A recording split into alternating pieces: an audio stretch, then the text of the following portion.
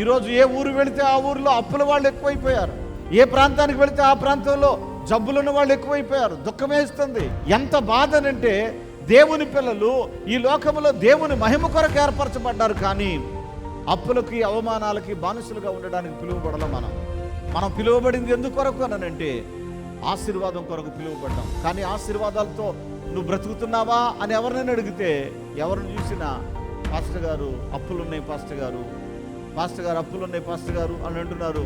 వీళ్ళు ఎలా తృప్తి చెందుతున్నారంటే, మాకే కాదులే చాలా మందికి అప్పులున్నాయి అని సంతోషపెడుతున్నారు. ఎందరికో అప్పులుంటే నీకు అనవసరం, నీకెందుకు అప్పు ఉండాలి? అనేకులకు శ్రమలు ఉన్నాయి, నీకు కూడా శ్రమలు ఉంటే వాళ్ళకు కూడా ఉన్నాయి కాబట్టి నాకు కూడా ఉన్నాయని సంతోషిస్తావా? వద్దు. నువ్వు శ్రమల్లో పడి విలవిలలాడిపోవడం దేవుని చిత్తం కాదు. దేవుడు అంటున్నాడు, తండ్రిని నా పేరట మీకు ఏమి ఇష్టమో అడగండి, అడుగు ప్రతివానికి అనుగ్రహించబడుద్ది అన్నాడు. నువ్వు అడగాలి. అడగవలసింది ఏంటి తెలుసా?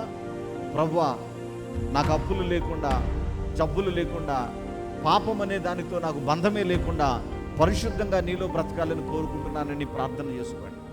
ఈ రోజు నుండే మీరు వర్ధిల్లడం ఆరంభం అవుతుంది. హల్లెలూయా.